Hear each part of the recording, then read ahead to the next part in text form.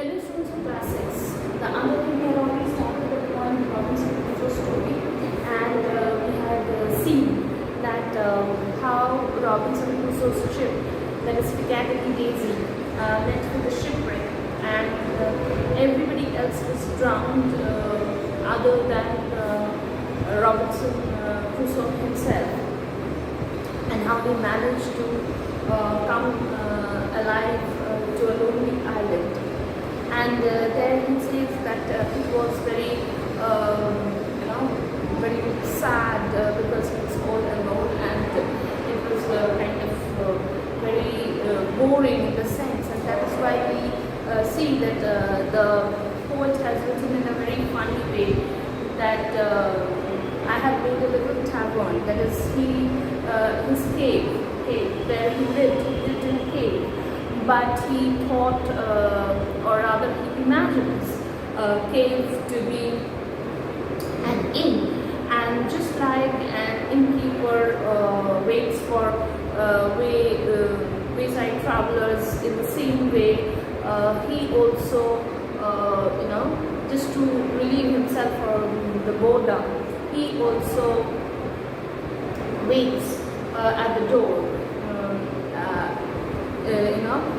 For his imaginary customers.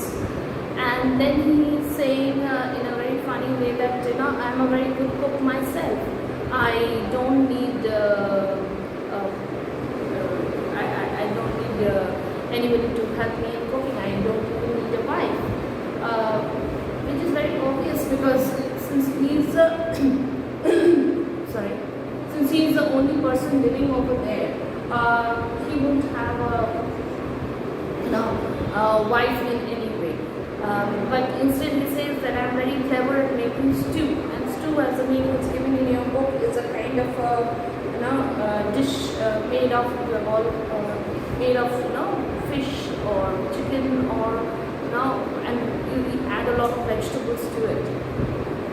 So, and he says that he has the person Friday, who is there only to clean his cave, and he polishes his shoes on Sundays. So therein we stopped the other day. Now today we are going to first see what are the kind of things that Crusoe ate. I have a little garden, so the place around he considers it as a garden. He says that I have a little garden, and I am cultivating lard in. Lard in means fat or grease. Okay, that is animal fat in that way.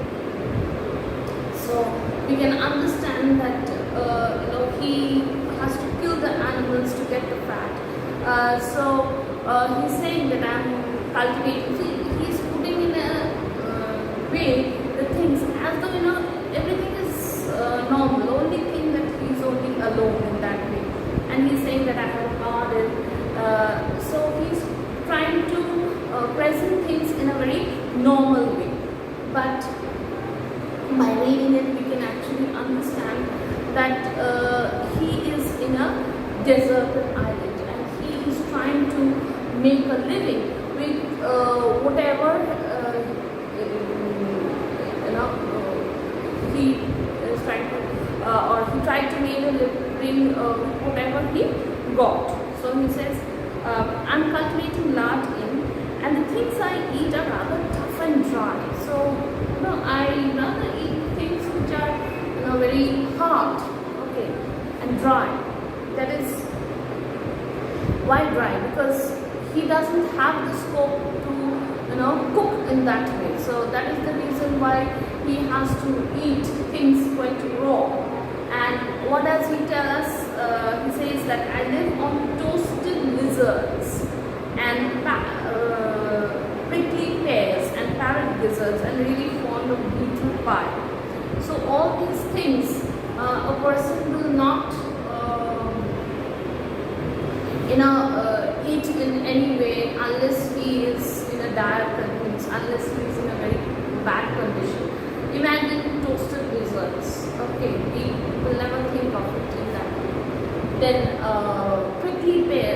Prickly pear means wild fruit. Okay. And that gizzards. Gizzards is the stomach. So everything, whatever is in short, he ate whatever he got. Okay. So, but the poet puts the lines of the poem in a very humorous manner.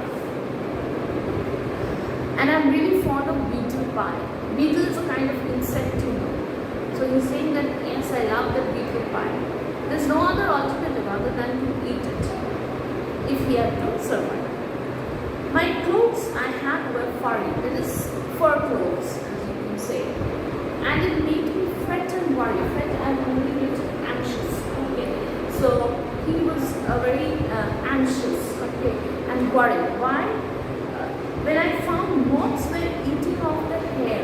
So fur, if you have seen it, they are hairy kind of clothes, and the moths. Okay, they were sitting on it and they were eating it up. So naturally, if the moths eat up the hair, naturally its clothes won't be in a proper condition, and that would be not good for him. Because why? Because he was killing the animals and wearing it in that way. But what he found that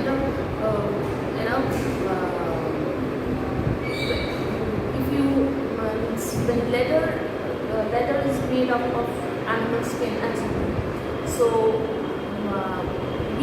when it comes to us, it goes through a long process of tanning.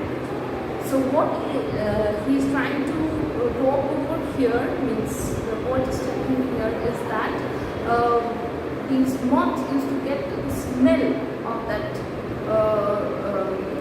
the animal skin, and they would sit on it and try to eat it up. But when Crusoe saw that, what did Crusoe do? Crusoe actually followed the process of tanning the leather. So what did he do? He scraped them and sand them.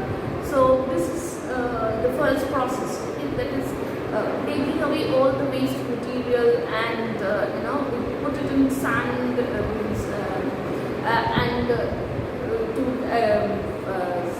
and boiling it to get rid of the smell. All these things are process of tanning the leather. So in whichever way possible, Crusoe was also doing it.